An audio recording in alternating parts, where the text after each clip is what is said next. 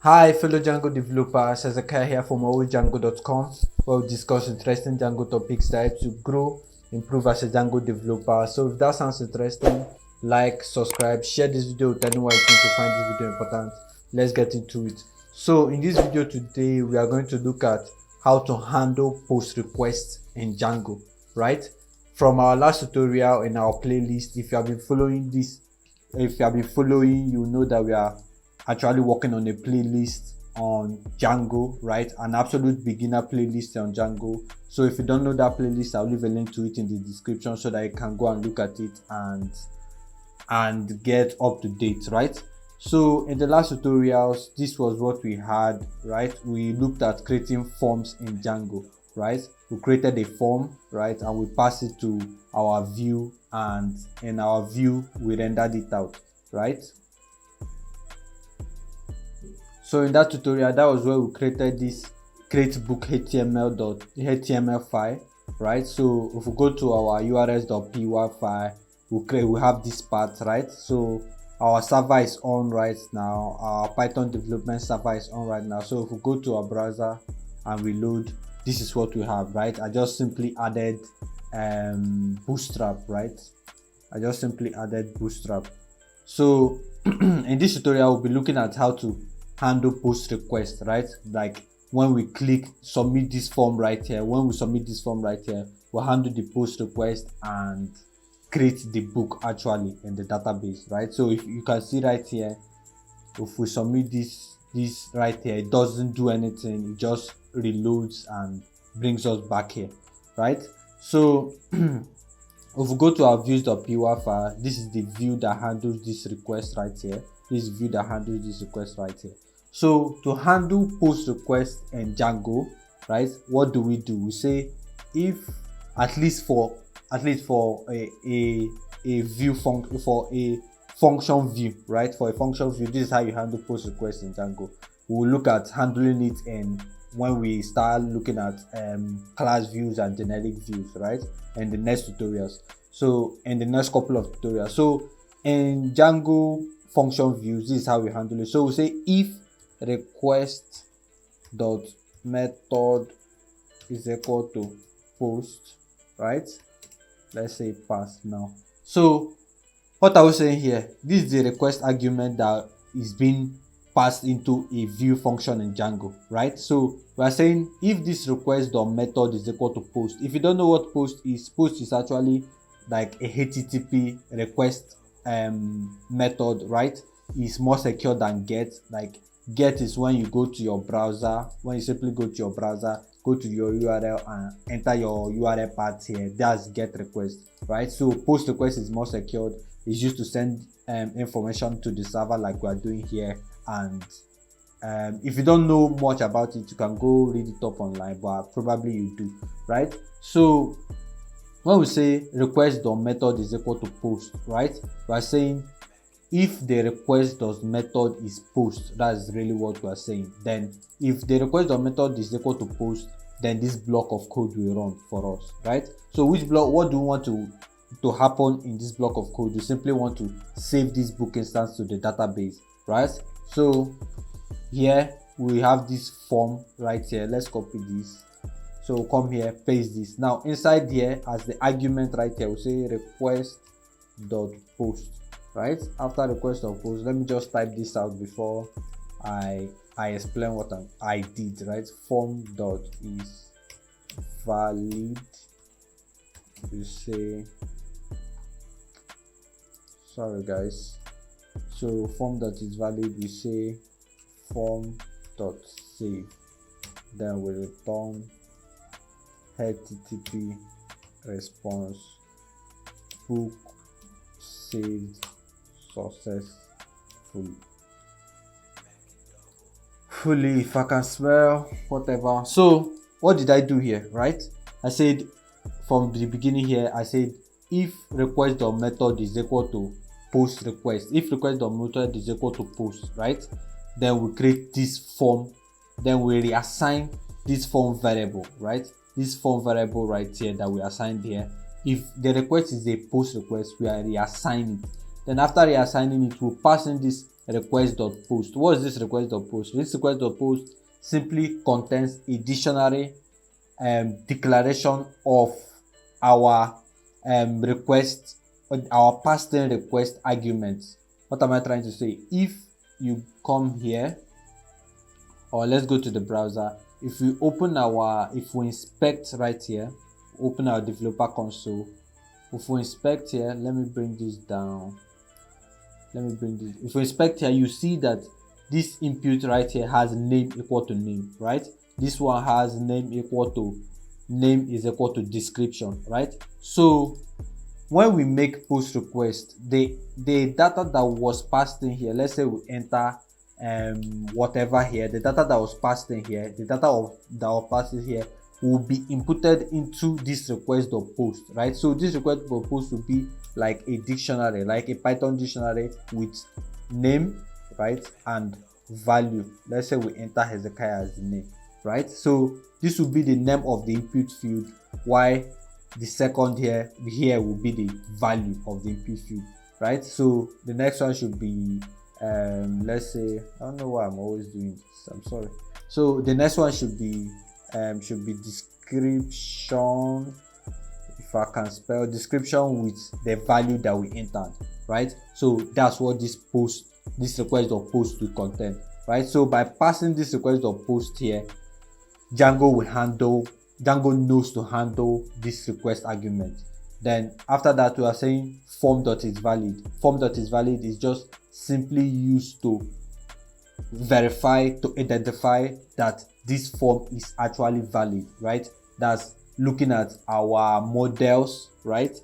Looking at our models, our model description, our database design pattern, and things like that.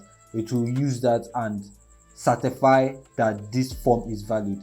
Again, guys, if you don't know about forms, in the last tutorial we discussed forms in Django. If you don't know, in the last tutorial, that was where we got this. We discussed form in Django. If you don't know about forms in Django, I'll leave a link to it in the description, or if you are watching on YouTube, it should actually be popping out on your screen right now, so you can click on it and look at it, right? So form.isValid actually checks if the form is valid. Then form.save simply saves the instance to the database, right? It saves the instance to the database, right? Then we return a response right here, a HTTP response saying that the book was saved successfully, right? So let's test out our code. Let's test out right now. If you check, our server is still on.